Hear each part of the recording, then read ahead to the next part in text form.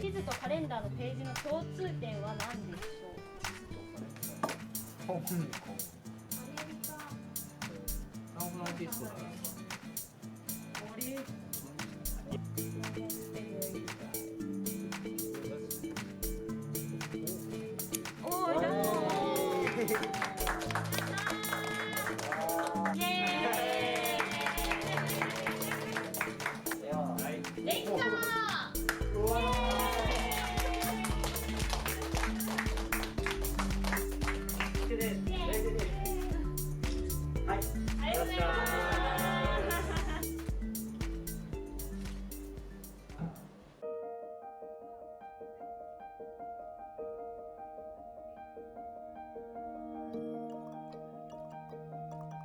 でも普通にワクワクはすごいしてました。ありがとうございます。謎解きをそんなに経験が私はなかったので、どんな感じなんだろうって思ってとか、なんかどう協力できるかなみたいなことをなんか想像できない分ワクワクみたいなをしてたかなと思います。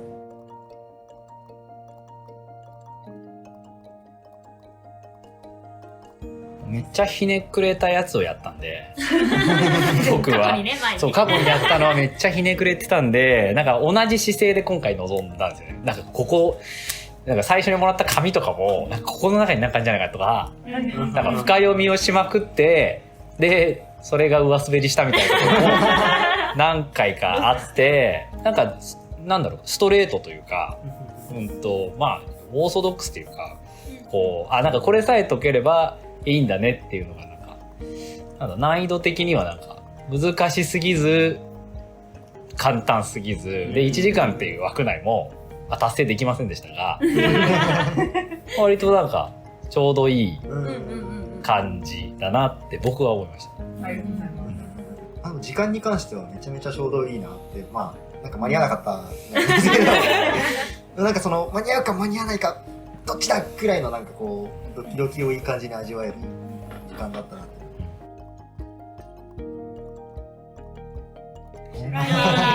あれなんか斬新っていうか僕他知らないんで、なんかあのシステムあるの面白いなって、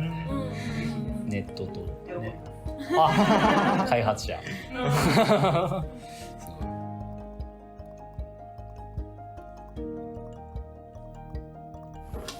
そうですね、すごいなんかアイテムをいっぱい駆使していろんなものを組み合わせての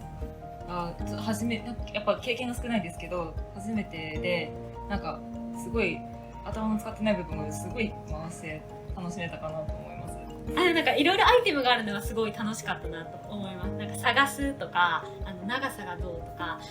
そういうところからもなんかいろんなヒントが散りばめられていたのがすごい面白かったなっていうのを思いました。初めてやってみて結構難しいって思って一人じゃ絶対できなかったなと思うので、みんなでワイワイ一緒にこれがこうじゃないああじゃないって言ってるのがすごく楽しかったなって思いました。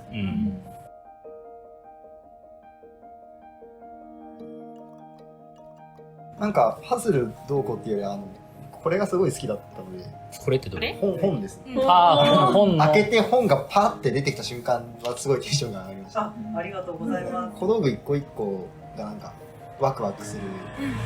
感じが楽しかった。缶バッジがなんか服からいっぱい出てくるのが楽しかった。確かにこんなところにねえ、そうです。あったね。はい、お花が出てきた時おって思ったんですけど、それの長さで順番になる時、そこに着目するかと思ってすごい斬新だったなと思います。私もそうですね。なんかみんなが積極的に謎解きをしてくれてたので、なんか微笑んでいたのと、あとヒントをもらおうっていうのをなんか言うようにしてました。あえて、なんかこうやっぱやりたくなるんだけど、時間もあるし、こう一人すぐヒント行きたい人がいてもいいんじゃないかなっていう気持ちを客観的に見て、こうヒント行こうみたいな気持ちで明るく進めるように気をつけてました。特にないんですけど、なんかとりあえずやってみるみたいなことはずっとやってましたね。こうじゃないああじゃないっていう前にとりあえず試してどうやさみたいなダメだったら次っていうとりあえず試すっていう感じをやってました。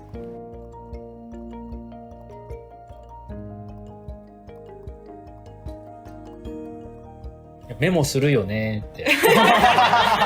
メモするよね。いやメモしてくれるだろうなって思ったからもうなんかガンガンにこう自分はやることやってみたいな感じができた感じでしたね。私もなんか思ってたことですけど、結構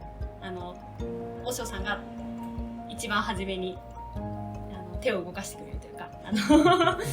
取り組んで道を開けに行ってくれるみたいな